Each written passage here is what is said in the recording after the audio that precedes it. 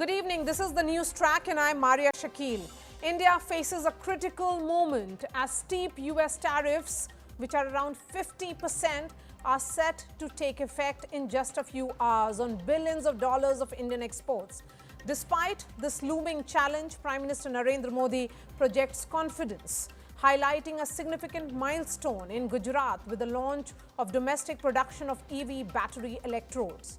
Emphasizing India's democratic strengths, demographic advantages and skilled workforce, the Prime Minister reassured exporters of government support amidst rising global protectionism. However, concerns remain high among exporters, particularly in the sectors like the gems, the textiles, auto parts, metals, where the tariffs threaten jobs and economic growth. However, India, it seems, is ready is the message that is coming in from the government. We delve today into how India plans to navigate and potentially overcome this tariff challenge, starting with the Prime Minister's vision. This is just, we got to bring our country back. Hours before Donald Trump's tariff bomb drops, India is bracing for a trade shock. मेरी सरकार लघु उद्यमियों का, किसानों का, पशुपालकों का कभी भी अहित नहीं होने देंगे. Prime Minister Narendra Modi in Gujarat launched local EV battery production, calling it a new chapter in Make in India, with cars soon to roll out to 100 countries. He highlighted India's strengths in democracy, demography and skilled manpower. But back in Delhi, his team is working overtime on relief for exporters. Bharat के पास democracy की शक्ति है और भारत के पास demography का advantage है. हमारे पास skilled workforce का बहुत बड़ा पूल है. इसलिए कि हमारे हर पार्टनर के लिए विन विन सिचुएशन बनाता है. Modi has called the tariffs unfair and protectionist. He vows India will safeguard its interests firmly but responsibly. मैं आपको बार बार वादा करता हूं, मोदी के लिए आपके हित सर्वोपरि है. मेरी सरकार लघु उद्यमियों का, किसानों का, पशुपालकों का कभी भी अहित नहीं होने देंगी. दबाव कितना ही क्यों न आए, हम झेलने की अपनी ताकत बढ़ाते जाएंगे. From Tuesday morning, the US will slap an extra 25% duty on Indian imports. For many goods, tariffs will soar past 50%. The trigger, Russian oil deals. India has been a good friend, but India has charged basically more tariffs than almost any other country. You know that, right? Over the years. But now I'm in charge, and you just can't do that. Markets are rattled and the Sensex down over 850 points. With hours to go before the tariff wall rises, exporters are staring at tough days ahead. Can relief measures and new markets soften the blow? Bureau Report, India Today. Before I bring in the experts on the show, let me bring in the politicians. Sanju Verma, national spokesperson of the BJP, is also an expert on this subject. Dr. Shama Mohamad, national spokesperson of the Congress. Shama Mohamad, how is the Congress looking at Prime Minister Modi's response and the emphasis on Make in India and Make for the World in this context, because tariffs kick in and Prime Minister certainly is sending that message that India is prepared? See, Marya, today the question is why the highest tariffs on India? Complete failure of foreign policy. Mr. Modi kept quiet when Trump was saying more than 29 times that the ceasefire was done. by him between India and Pakistan, thinking that the tariffs will go down. Now, look at the implications. Indonesia was at 32, gone down to 90 by bilateral agreements. Vietnam got to 20. Areas surrounding India, Bangladesh, Pakistan, Cambodia, all of them below us. So what happens? Even China has got tariffs less than us. So what happens is America is going to get imported things imported from there. Now let's look at what has affected us most.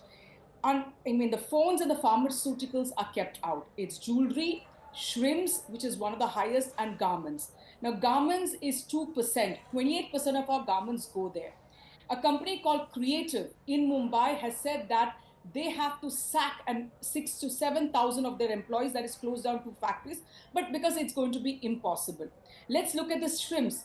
48.8 billion was last year's exports to the United States. That is 68% of our export. Now, Ecuador has got less of tariffs. So now America is going to import from Ecuador. So last year, our exports, we have a trade surplus with America. Last year, it was around 87 billion. We are going to go down to 49.6 billion.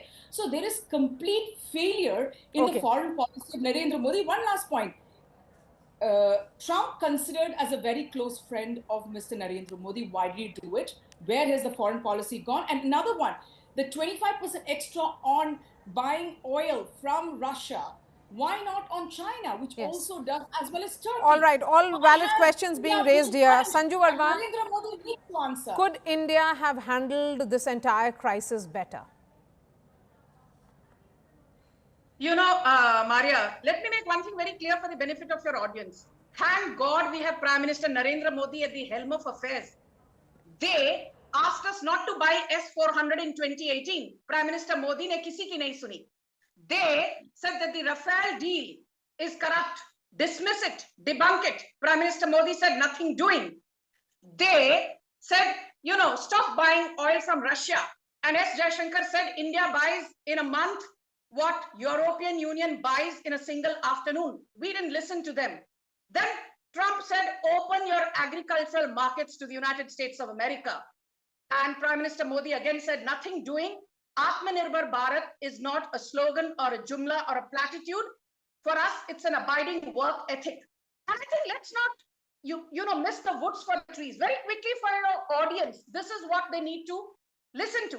The average agri-tariff in South Korea is 57%, 31% in Norway, 28.5% in Switzerland, 28.3% in Thailand, 23.5% in Iceland, and in European Union, the average tariff is 38.9%. Japan's average tariff is as high as 61.3% on dairy products, and it goes up to 258% on cereals. Now, comparatively speaking, look at India. India, we have a cap. No tariff will be more than 110%. Vis-a-vis EU, Japan or South Korea, where the highest tariff is as high as 389%. So my limited point is this, Marya. I will just end by saying one thing. This is very important. Let's not digress. Today, let's not forget the biggest and the most, strongest example of Atmanirbhar Bharat, which Prime Minister Modi has been talking of, is in the defense sector. BrahMos, we exported it to Philippines during Operation Sindoor. We used Akash, surface-to-air missiles, indigenously built. We used the Kamikaze Sky Striker drones, indigenously built. We used Pinaka multi-barrel rocket launcher, indigenously built. And don't forget that today our defense production is up 300% at more than 1.5 lakh crore. Sanju Verma, the question really is 35 times. that what is evident here is that the United States is punishing India. And in no uncertain terms, this has been spoken by top diplomats there. The Vice President of US has also said the same. The question is that could the teams on both the sides, could the strategists, could the diplomats have handled it differently? How do you mitigate or reverse these tariffs? A 50% tariff is very huge. Marya, let me say one thing, which nobody seems to be discussing, and not even journalists, with no offense to you. In 2022, we inked two very important deals. a free trade agreement with the ASEAN, which is a group of 11 countries. And then there was the free trade agreement with Australia. And more importantly, today our biggest trading partner is the GCC, Gulf Cooperation Council of 6 major Islamic nations. Today our annual exports are $821 billion. Our bilateral trade with the United States of America on an average has been $135 billion or thereabouts. So my limited point is, today you have the world's 4th largest economy in India. You have the world's 8th largest tourism economy in India. Today, India is the only economy which has the 7th largest gold reserves, the 6th largest stock market, the 4th largest foreign exchange reserves. We are the world's 2nd largest steel producing country, the world's 3rd largest solar energy producer, the world's 2nd largest smartphone market, the world's 3rd largest automobile market. Our stock market capitalization is in excess of 457 lakh crore. So we have nothing to lose. Let me say one this, thing. Maria? Today, If one our person middle is going to class speak, is more than 457 million. Let her finish her point. I'm coming to you. Middle class. Shama, Shama, please, I mean, one moment. I will leave. I don't want to be here. Shama, this constant thing, one moment. Both of you, Is this a speech? Is this one a moment. motion? Or I is it a asked her debate? a question. I asked her the second question. I can't Sanju. listen to this shit. I'm Sanju. sorry. Go Sanju, off. patience. I asked her the second question. She is responding to it because it is the government which has much to explain. One moment, Shama. I cannot wait. I should not be getting this repeated lessons from you. No, one moment, ma'am. I cannot be getting this repeated lessons from you on how to conduct debates. I asked her a second question. She is responding. No. I need to respond also. No, I asked her the second question. She is responding. Now I'll come to you when her response is over. Marya, can I finish? One Can I moment. finish, No, Marya? yes, Sanju, please go ahead. 30 seconds. Thank you. Marya, my limited point is this very quickly. Under Prime Minister Modi, this is what India has achieved, so we have nothing to fear. The Okay. world's 2nd largest smartphone market, the world's 3rd largest automobile energy producer, Okay. with the But, world's you know, 4th largest solar energy producer. of which party is there in the states, all states will have to pull in and be a participant in this Atmanirbharta, Shama Mohamad. That also means all the opposition ruled states. Because when it is about I tariff need threat, that time. it affects each and every state of India. No, I need to give me my time. Now, she went on with data after data, which is all nonsensical, one. Number two, the most What is important thing, nonsensical? You She has counter not- a data with a data, no? Why dismiss has her not- data as No, nonsensical? What It is is your nonsensical. counter data? No, I'm telling you, first and foremost, she has not answered your question. Why has Trump put on India 50% tariff? She has not answered. She went to Rafael. She went to numerous other things. We are 7th largest, 8th largest. That's not what's the answer. Now today, if our Why are you tariff ranking? goes around... If we are the world's 4th largest economy, No, listen, we are the Shama- world's 4th largest economy. Shama will Why are speak. you Shama, ranking? have Shama on Why are you screen. ranking? Shama on screen now. Yes, Shama, go ahead. Yeah. So suppose today, if our tariff was around 20%, what would be the debate on? Whoa, foreign policy success. We have done it. We have got it. Modi has done it. Today, because we have the highest tariff, we shift the goalpost to Atmanirbhar. I want to know today why we couldn't negotiate, do bilateral agreements like Indonesia did, like Pakistan did, like Bangladesh did, like all the other South Asian as well as Southeast Asian nations did. India has the highest tariff. Why did Trump punish us? That there is no answer. The other thing, when we've got discounted oil, for example, she said we got it from Russia, I agree. And we did not budge. And that's a very good thing. We did not budge. But $65 to $70 a barrel is the price of international oil. If we've got a discounted prices, I want to know today, why am I paying 100 rupees for petrol and 98 for diesel? Why wasn't that passed on to the citizens? No. So today, what I have to say is that we have a failed foreign policy. Jai Shankar has been punished.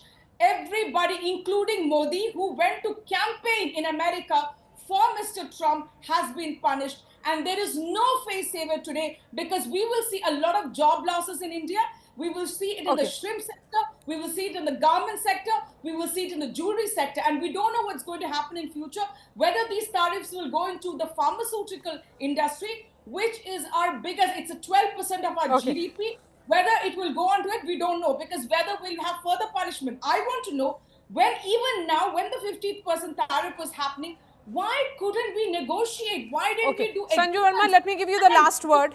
Listen, so The question really is that are we prepared as a nation to deal with this kind of a fallout? Because the fallout will be felt across sectors. The ripples will be felt across sectors. You know, Marya, I have a small request. I'm no one to teach you your job, but I need to be now alone on the screen like she was. Thank you so much for extending that courtesy to me. I will end by saying this. You never put a gun to Prime Minister Narendra Modi's head and tell him do this or do that. And let me tell the Congress party, which keeps talking about foreign policy failures of Modi government. When did foreign policy fail? When Indira Gandhi gave away 93,000 prisoners of war after signing the Shimla Agreement, but could not get back 54 Indian prisoners of war who were left to languish in Pakistan. Sanju, you are an economist yourself. Let's answer the question that is there on everybody's minds. Okay. Okay, Marya, please let me finish, Marya. My limited point is this, Marya. Today, India is the only economy, mind you, the only economy in the world which is growing at 6.5% plus. And inflation came in 10 days back. Our inflation is 1.55%. And guess what? For the first time, something happened after 18 long years, which the Congress does not celebrate. इसलिए मैं इन लोगों को देशद्रोही बुलाती हूँ. Do you know something? Standard and Poor's, the rating giant, increased improved India's, upgraded India's sovereign rating to BBB from BBB minus after a gap of 18 years. Tell me one thing, Marya. 2022, our GDP growth was 9.7%. 23, it was 7.6%. 2024, it was 9.2%. 2025, 6.5%. Why we have 50%? A number of unanswered questions, certainly. This debate will be continuing over the next few days and perhaps months as well. Dr. Shama Mohamad, Sanju Verma, really appreciate your time on the news track tonight. And joining me now is Peter Cardillo, Chief Market Economist, Spartan Capital Securities. We also have William Boiter, Economic Advisor and former Global Chief Economist at Citigroup. Mr. Boiter, starting with you, from a global economic standpoint, how significant is the risk that US tariffs pose to India's export-driven growth? Well, it clearly is a material risk. 50% tariffs on just under, I think, 50 billion worth of Indian good exports are really going to damage the affected sectors. Admittedly, not all exports, goods exports, are affected by the latest 25% increase. And in addition, of course, Indian services exports to the US are not affected either. But the labor-intensive export sectors for goods are definitely in trouble. They have to find alternative destinations for these products, which are no longer competitive with the 50% tariff imposed on them. Okay, Mr. Cardillo, would you say that India should wait and watch as India has done so far? Or what will be your advice to the the strategists here in India, because they are of course calculating the short term and the long term consequences of this move. There is this sense that perhaps these tariffs could also escalate given the global tensions. What would you be telling Indian policy makers right now? Well, let's say up until now, India, I think, has drawn a red line in terms of autonomy and on oil purchases. Of course, this is not likely to carry on for much longer because Trump has certainly imposed tough tariffs on India, and that means that if the longer it takes for the Indian government to reach an agreement with Trump, jobs are at risk and the economy is at risk. So I think, the fact that Trump is playing hardball and the fact that the Prime Minister of India is also playing hardball, that will probably lead to some sort of a agreement. I don't think that India can hold out too much longer without having negative effects on the economy, and of course the loss of jobs, which is, a real pearl in terms of the Indian economy. You know, the government of India's response in countering this global protectionism certainly is what the Prime Minister says. He says that it is about make in India, make for the world. So it's about self-reliance that he is now emphasizing on. Peter? Well, is that directed to me? Yes, please, go ahead. Yeah. Yeah, there's no doubt that we had an about face here. At the beginning, we saw Prime Minister Modi and Trump. They were like great friends, and then all of a sudden, there was a turn in action, and that's because of the fact that India has held out. So to a certain degree, I think we have to applaud the Prime Minister of India for trying to, keep its autonomy and basically telling the United States we can trade with whom we want. The question is, will he be able to make trade deals with China or with Russia regarding oil, or is it going to be too late? My guess is that, like I said before, some mutual agreement has to be reached, and it can't go much beyond another month or two without having a real negative effect on the Indian economy. And I kind of suspect that President Trump knows that, and at one point or another, he's probably going to make some sort of an effort to get the Indian government back on track with some real solid and significant talks. Yes, it is about de-escalation from here onwards, but it remains to be seen who makes that first move here. So, Mr. Boita, how might these trade tensions reshape global supply chains and India's position within them?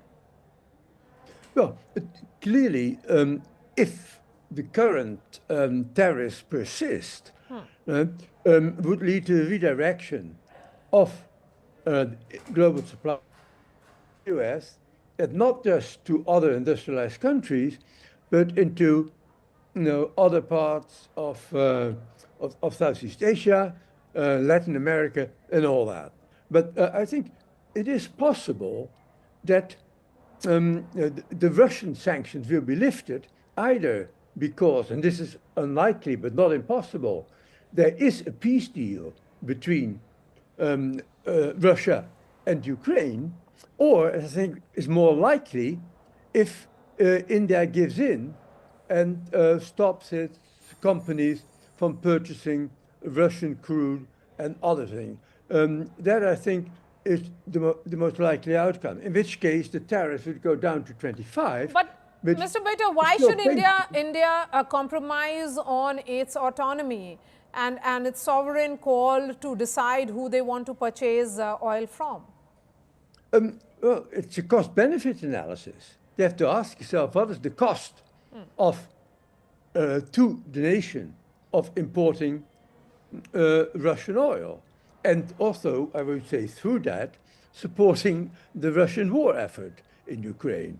I don't think that there is a huge amount of national prestige and Indian national security tied to its continuing its purchase of Russian oil. It can be given up, I think, at low cost All right. Thank you for joining us, Peter Cardillo and William Boiter, on the show tonight. Of course, the tariffs kick in, and is there a plan in place? The indication from the government quarters certainly is that yes, there has been an emphasis on Atmanirbharta, or Make in India, make for the world.